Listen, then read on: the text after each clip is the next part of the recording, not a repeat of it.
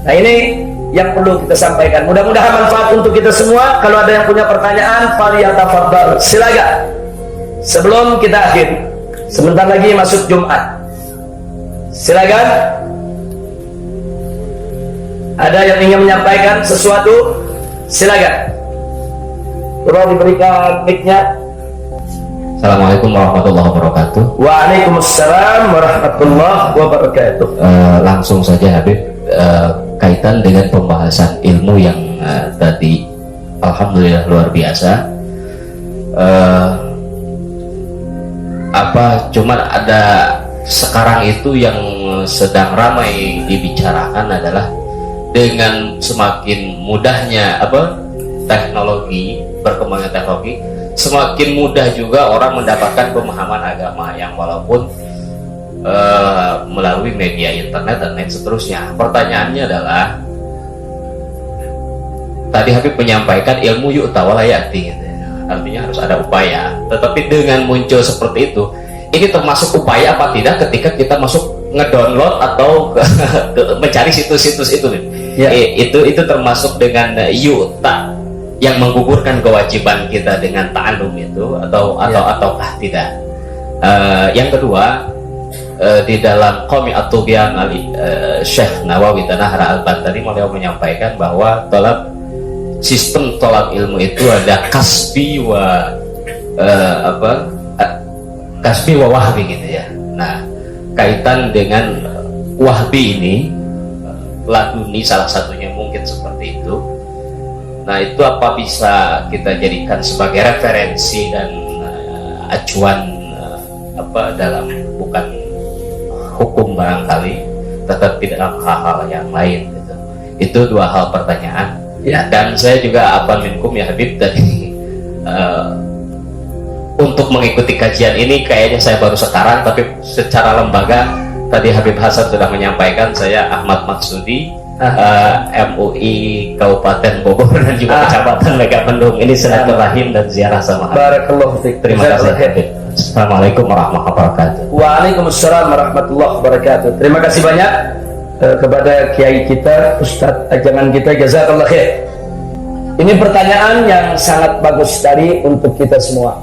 Itu pertama, soal adanya media sosial, internet.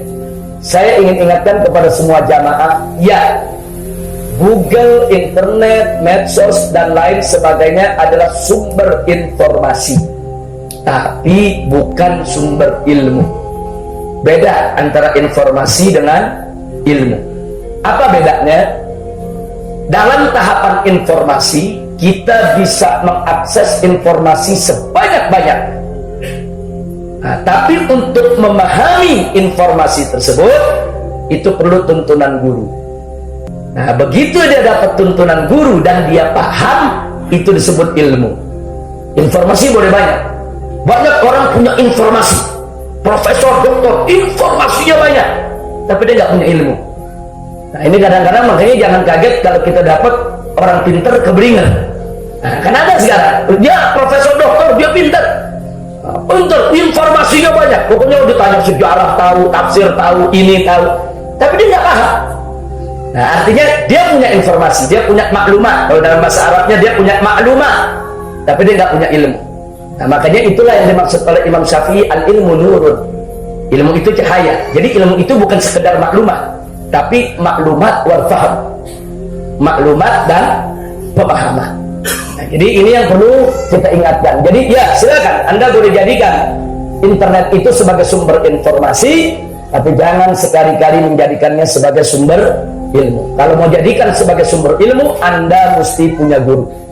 Anda mesti punya guru. Saya berikan contoh berkali-kali, saya ulangi di majelis ini. Saya kasih contoh begini. Di dalam memahami sejarah, ada pertikaian terjadi antara Sayyidina Abu Bakar Siddiq dengan Sayyidatuna Fatimah Zahra dalam soal anak Fada. Nah, kalau kita mendownload di internet, kemudian keluar artikel tentang Abu Bakar dan Fatimah, yang nulis orang Wahabi, dia akan membela Abu Bakar Siddiq habis-habisan dan dia akan hina Fatimah Zahra. Saya dapatkan itu, dia rendahkan. Dia akan katakan, apa Fatimah Zahra kok sok pinter, kok melawan Abu Bakar Siddiq? Dia kan mestinya kan ikut, itu kan khalifah. Kenapa dia bicara begitu? Karena yang mengupas sejarahnya orang-orang dari kaum Nawasib yang benci dengan Ahlul Bait. Yang kedua, begitu kita buka, yang nulisnya orang Syiah. Sebaliknya, dia akan caci maki Abu Bakar Siddiq. Apa tuh Abu Bakar Siddiq kurang ajar sama putri Nabi? Ini kan putri Nabi, bid'atu minni kata Nabi. Yang menyakitinya akan menyakiti Nabi, dia caci maki Sayyidina Abu Bakar Siddiq. Dia bela Sayyidatuna Fatimah. Kenapa? Karena nulisnya orang Syiah. Nah sekarang kalau itu kita menjadikan sumber ilmu, bagaimana kita itu buat jamaah kita?